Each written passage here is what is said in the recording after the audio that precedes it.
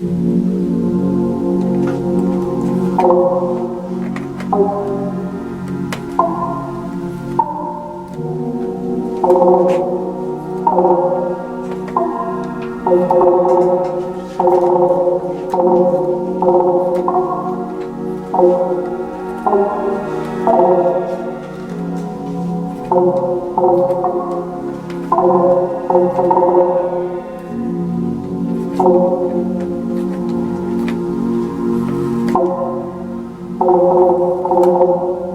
name's Jeremy, and I am a junior majoring in biochemistry.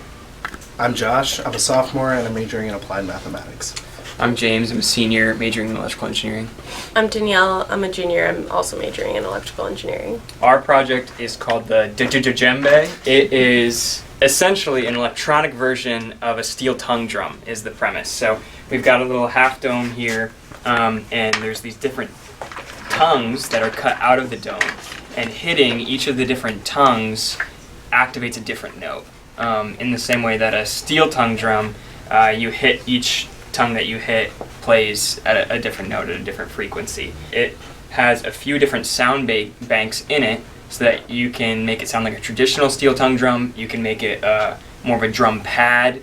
You can make it a synth like we showed in our demonstration. You can make it a bass. A constraint of a traditional steel tongue drum is that it only has a single scale. You can't change what notes the different tongues are playing, but with doing it electronically, we're able to switch what type of scale the drum is tuned to. We have a set of background synth pads playing different chords that you can activate as you play your drum as an accompaniment, and then we have a couple of sensors here that allow you to modify the sound as it plays, such as pitch bend or mod wheel or what have you. Each of the tongues underneath, there's a piezo, so it sends the vibration when you hit it. It's muted right now. Each tongue is mapped to a different note, and then the surrounding tongues also have vibration because it's a rigid bass. So when you hit it, it triggers the note for that tongue, and then the rest. Instead of pressing on, the little kind of marked squares around here, you press on the top, the very top, the triangle, and you let go fast, right? So what happens is that the piezo underneath actually hits the walls on the side and actually triggers which we are not supposed to do, right? Right. And, it's kind of abusing a system that kind of was kind of a side effect, and then made it. The idea was to cut the hole so that the piezo would not hit the wall coming up, but now we're using that. I don't know. You can also hit it from the bottom, and then you get more vibrations from the other tongues surrounding it. Steel tongue drum, this is the drum kit, and then this is the bass, and then finally our synth, and those are all just connected with cymbal circuits. And then lastly we have two linear soft pots. The one on the left is pitch bend, and the one on the right is a mod. Our original design was just this dome here. It was 3D printed. We designed it in SolidWorks. And we wanted to make a design that was thin enough so that the vibrations from the piezos could be carried through and detected from on top, even though they were attached underneath. But then after that was completed, we decided we needed more of a backbone for that construction. So we added a base that could house all the wiring, and we laser cut acrylic using like a make a box kind of style for these, and then use a living hinge design on the inside that would make a structural support for the dome. Everything is linked into an Arduino patch, which is then extended into its own various wings. The piezo patch was basically run through a threshold gate and also gone through some algebra to make sure that everything's linear and getting sounds that we want at a specific volume.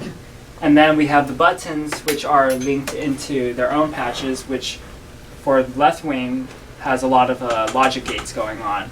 Whereas in the right wing, we have some logic gates, but also a timer with the red button to basically switch the functions of the three yellow buttons.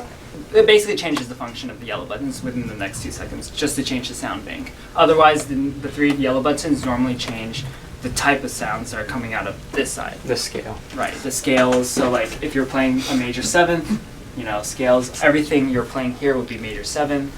Or if you wanted minor, you could play minor here, etc. I also created, at the very end, a control panel, so to speak, which basically allows you to control everything, or at least see everything that's going on in the instrument, right on a simple panel. The simplicity of what I'm saying doesn't do me justice with how much work I put in because of all the noise and just crazy amount of things I had to like work around, especially from the piezo specifically, because the piezos. There's a lot of crosstalk going on. Yeah, a lot of things happen with them. You see how like if I press it, it goes from major to major 7th to minor, and those are the 3 buttons. And then if I press the first 2, that goes into the natural minor 7th, and I press the second 2, it'll go to the harmonic minor 7th, and it can switch between the 2. And if I press the red button, like I said before, and I press the middle tongue drum, you'll see how like now the buttons over here are changing instead of this side. So, or if I wanted the bass, or the Kong drum, or the synth, which would be all 5. All of our sounds were developed in Reason. So our first one that we worked on was the traditional tongue drum sound, and that we used an NXT sampler. I actually found a full sample set of tongue drum sounds online and downloaded them and then put them in there and used velocity mapping. With a traditional tongue drum, depending on how hard you hit each tongue, different harmonics would come out. Our second one was a Kong drum because we figured that this was a drum, so if it's electronic, why not make an electronic drum set out of it? So for this, I use a Caribbean drum sample and then took like the 8 most important drum sets and mapped them to each of the piezos. And then the last 2 were both subtractor patches. One was more of a plucky synth, which is what you heard in the demonstration, and that one was kind of designed to have like a small amount of sustain, small release, and then a sharp attack, so that you kind of just hear like a sharp pluck and then nothing else. And then the bass is kind of the same idea, except it's just a regular synth bass with 2 sine wave oscillators. The whole point of all the, for example, the plucky synth for the bank, for example, is supposed to complement, it's supposed to rise above the background noise. So they're supposed to complement. When you change the key, it will also change the keys of the pads. So both, everything is basically changing together uniformly so that it works together.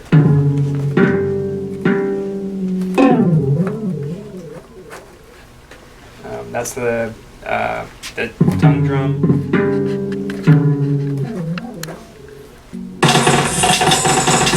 Oh yeah, we probably should. Yeah.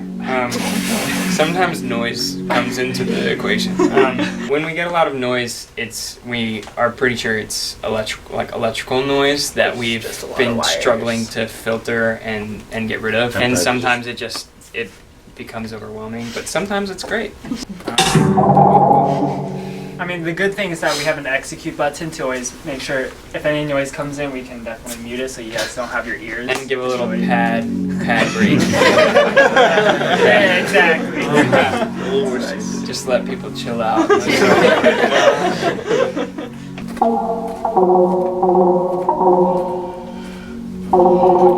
want to show the drum set again? Because Oh, the yeah. noise came on.